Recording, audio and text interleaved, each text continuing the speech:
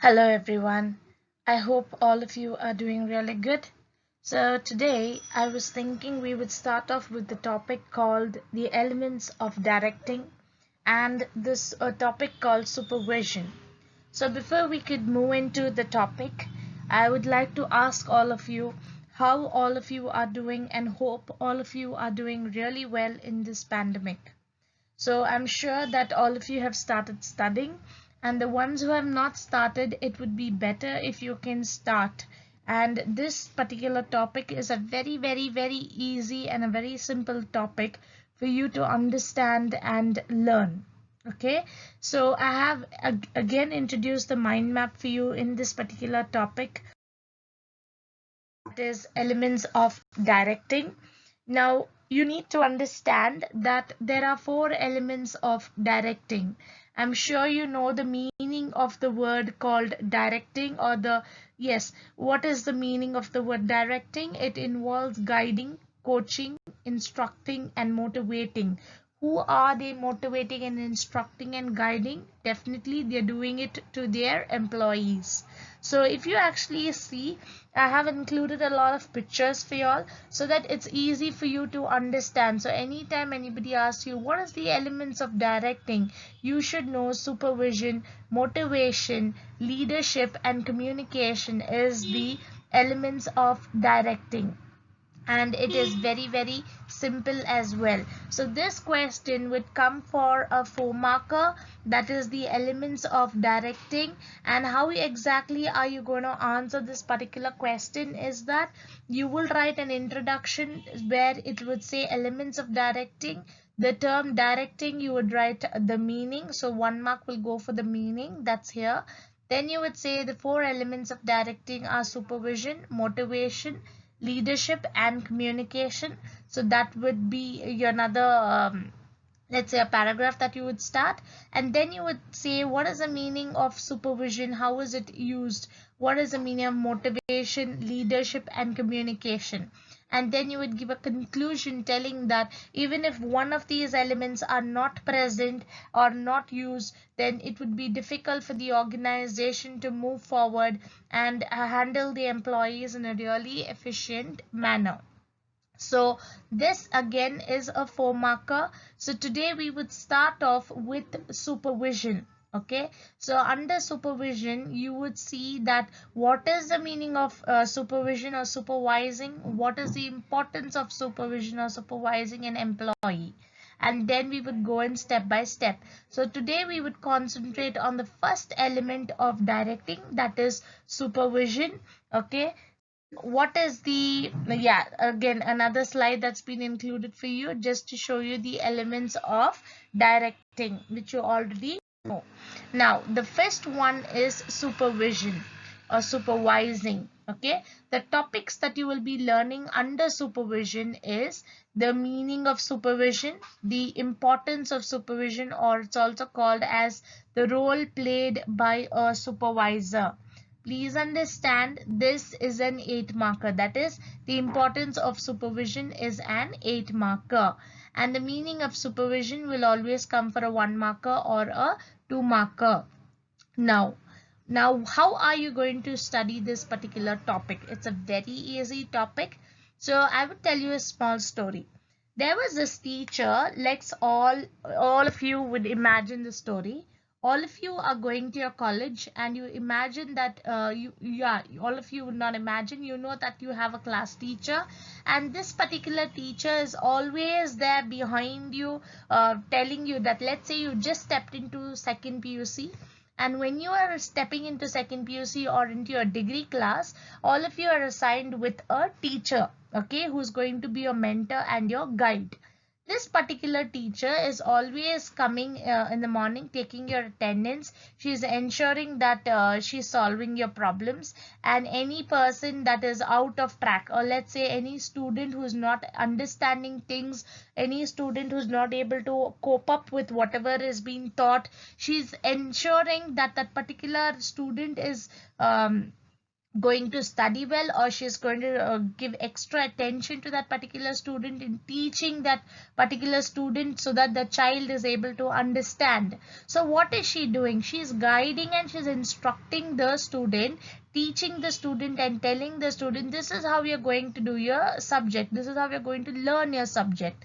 And what is she doing? Things that you don't know, topics that you all don't know. Let's say it's a new chapter that you're getting introduced to, so she's going to start teaching you the chapter in a simple way where you'll be able to understand the chapter. Okay, and let's say that where few group of students are not really attentive, or they're not really listening to what the teacher is saying. So what is she going to do? She's not going to punish you, but she's going to definitely correct you and tell you how we're supposed to behave, and tell you that's not the way you do things. So what is she doing? She's correcting you the way you are handling things. Why? Because it's not the right way for you to do it. So what is she doing? She's being a leader. She's playing a leadership role, so that you would ensure that you understand what she wants out of you, and you would perform that particular task the way it is supposed to be uh, performed. Another thing is, let's say you have your exams coming. Let's say you have your exams coming or your test coming. So what is she going to do? Once you start writing your test, or once she's going to start correcting your papers or your assignment, she's definitely going to give you a feedback and tell you whether you have done your exam well, whether you have not done your exam well. So what is this particular teacher, the lecturer, telling you? She is telling you, ensuring you that your performance is good. Okay, and based on your performance, she is going to give you continuous feedbacks, so that your performance is going to stay continuously at the top. So what is this teacher doing? She is a link between the principal or the management and the students. So somewhere you can analyze whatever I am telling you. Okay, so the example to learn this particular topic, that is supervision, you would remember, all of you would remember your lecturers or your teachers, and you would think telling that, okay, my lecturer and my teacher comes in the middle level management, we students come to the lower level.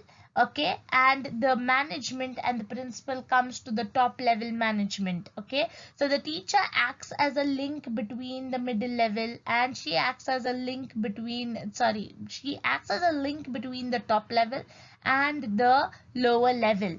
Okay, so if you can actually remember few of the important things that I've actually told you in this particular story kind of a scenario, it would be easy for you to understand this particular topic called supervision and the importance of supervision, that is the role played by a supervisor. So this question can either be asked as explain the importance of supervision, or explain the role played by a supervisor. Both the questions are the same, and the questions are slightly different, but the answers are same. Okay, so now let us look into what is the meaning of the terminology called supervision.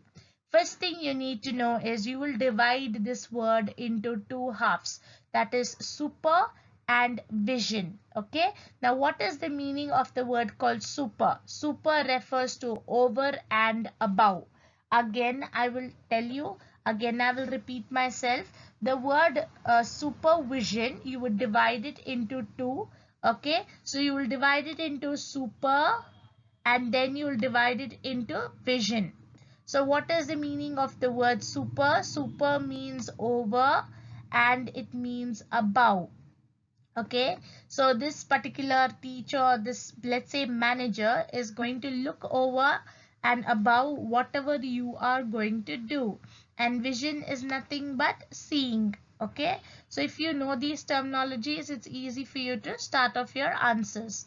So what is the meaning of supervision? Over and above and seeing. Okay, it is one of the important element of directing. You know, it is the first element of directing. If you look at this lady, she is supervising the work which has been done by these particular people.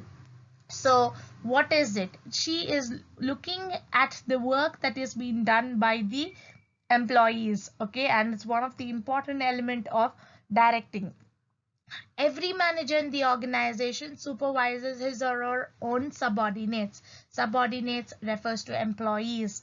Okay, now supervision can be understood as a process of guiding. Who is the manager guiding? The manager is guiding the employees so that they will be able to achieve the organizational goals or the desired goals. Okay, so supervisors directly related to the workers in the lower level, because the supervisors will usually be there in the middle level, so they are the ones who work along with the lower level.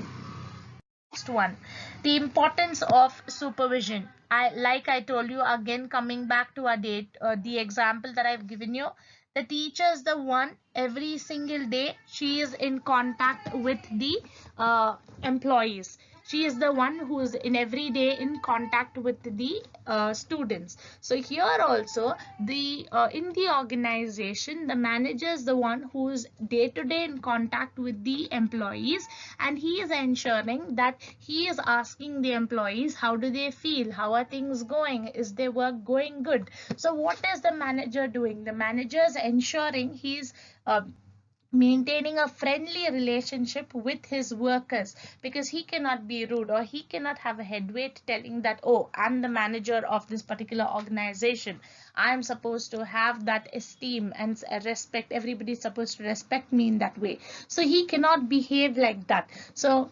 example, when I was working in one of the MNC companies, I had my manager, and he used to be a really nice person who used to, like example, like I have told you previously, our shift used to be, I used to log in 7 in the morning, and our shift would go round up to 4 o'clock in the evening. But my manager used to come at 11 o'clock in the late morning. So what he would do, he would ensure that the minute he steps in, he would keep his bag and he would come to all of us, each of us, and he would ask us how each of us are doing, how is the workflow going, do we have any difficulties. So that's the first thing he would do. Why? Because he wants to maintain day-to-day contact and friendly relationship with us, so that we would see him as a guide, we would see him as a philosopher, we would see him as a friend. The next one is, he is acting as a link between the workers and the management. So same thing, my manager, any problems we had, he would go and he would speak to his supervisors or his higher level manager, top level managers, and he would ensure that whatever problems we had, he would solve the problems, and he would tell us, give us feedbacks telling that this is what they have told. So what is happening, there's no need for us to panic, or there's no need for us to get into a lot of trouble, because he is acting as a link between the employees and the management. So what is happening, any problems that has to be solved, also he is helping us to solve those problems. The third point is, supervisors play a key role in maintaining group unity among workers. Please understand, any organization you start working, all the teams would sit together in a particular place. Like example, we had a team of 25 of us, so all 25 of us used to sit in a particular place which was assigned only to us. So that place was only for, let's say, Ramesh's team, so Ramesh manager's team. So what happens is, all of us who belong to this particular manager would sit on our desk or sit on in our own workstations. And why? Because we are ensuring that there is group unity. So that is how each and every organization functions. The manager will ensure that he sits along with the team. The team leader will ensure he is sitting along with the team. Why? Because only then it's going to bring in unity among the group. Okay, and there would not be any let's say, there would not be any problems or any fights. It will maintain harmony among the workers. Now the fourth point, this I mentioned as a fifth, but it's the fourth point. Okay, supervision ensures performance of work according to the targets set. Very true what they're saying. What is happening? We know the targets set for us in our day-to-day work. We know that every day we need to complete 100 emails, because it is a non-voice, it's a non-voice process where you're not going to take calls, so you're going to work on emails. So the target set for us is 100. So we would ensure that we are working on the target called 100, and we would whatever our performance rating or a performance evaluation would be based on a target that is set. So what is happening if we are not able to achieve the target? Our manager is right there helping us and telling us, asking us what is the issue, why you're not able to do your work, is there any email that is really difficult for you, do you want any help? So he is there asking us, and he is there motivating his workers so that we would be able to complete our job effectively and efficiently. I'm sure these points are very simple to you. Please remember the example of your lecturer, your teacher, and please remember the example. Think that you are working in an organization under a manager. You have a team of, let's say, 20, and all these points would just flow into you. It's going to be easy.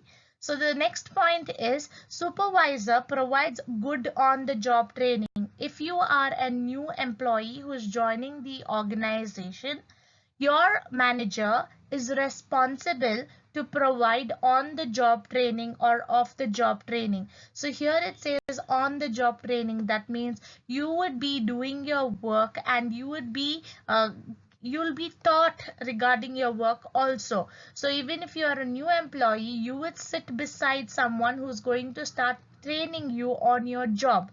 So what happens? So that you will get knowledge on whatever job you are doing, and you would be able to efficiently do your job. Okay, why? Because there's someone next to you who's helping you and teaching you for, like, let's say half a month or 1 month, telling this is how the procedure works, this is how the job goes. So what happens? There's even team bonding that is happening, and you're efficiently and you're gaining knowledge to do your job. So he is responsible. Who's responsible? The manager is responsible to provide good on the job training to the workers and to the employees.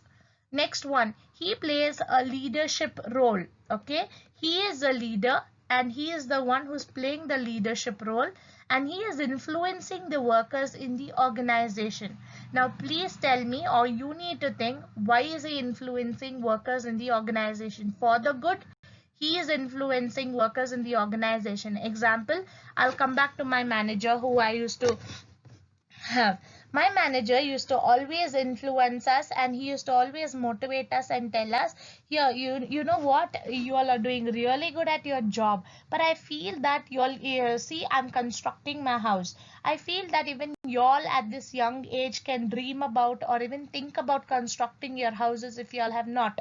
So what is he doing? He is not only motivating us on the job, okay, that is during our work, even he is providing us morals and values which we can have out of our work environment, okay, which we would actually learn. So there were certain things which I used to always learn from this particular manager. The way he used to handle problems, he used to be very calm, very composed, and he used to be a very knowledgeable person. He used to not get worked up if you do any mistakes. He used to ensure that calmly he would handle all the mistakes of the whatever his subordinates. So what is it? All these good leadership qualities are helping him to build high morale among the workers. So when I looked at him as a manager, I used to always feel that, oh, he's such a nice person who always teaches us values which we can carry for life. Okay, so there were certain things he would actually say, y'all are still young, y'all can think about doing all these kind of things, y'all can think about improving your knowledge or your skills on these kind of things, which will actually help you for your future. So all these small things he used to give us, all these tips for life. So who is he? He is playing a major leadership role where he is improving the morale of his employees. The last point is a good supervisor analyzes the work to be performed and gives feedback to the workers. So what is the supervisor doing here? He is providing feedback. I told you, right, on whatever job you are doing, based on that job only you're going to be evaluated. So example, I was telling you, if I was expected to do 100 emails a day, on my 100 emails every day, there would be a quality check which would be done whether I'm able to do those 100 emails perfectly, or are there any mistakes. So if there are mistakes, my performance would get affected. So what is happening, based on that, they would provide me feedbacks telling that, you know what, there are mistakes on whatever emails that you sent to the client. Please ensure that this is not happening next time. So what is happening, there is feedback that's given to the workers depending on the way they are doing the job. Okay, so next time when you are doing your job, you will be a little cautious, you will be a little careful on the way you are doing your job. I'm sure that this particular topic is very, very, very easy. Okay, so please ensure that you are going through this particular topic. It is easy, trust me, it's easy. If you take for example your manager or your lecturer or your teacher who I was telling you, keeping them in mind, you think what all your teacher does. If you are in your college or in your degree who is learning this particular topic, think of your lecturer and your teachers. It'll be, this topic would be very easy for you, and you would remember what are the points that they actually do. Like, they help you to learn a chapter, they help you, they are the ones who are leading you and teaching you, they are the ones who's providing morals for you in life, they are the ones who's pushing you forward. So these are the basic points which you can remember to write this particular 8 marker. Okay, so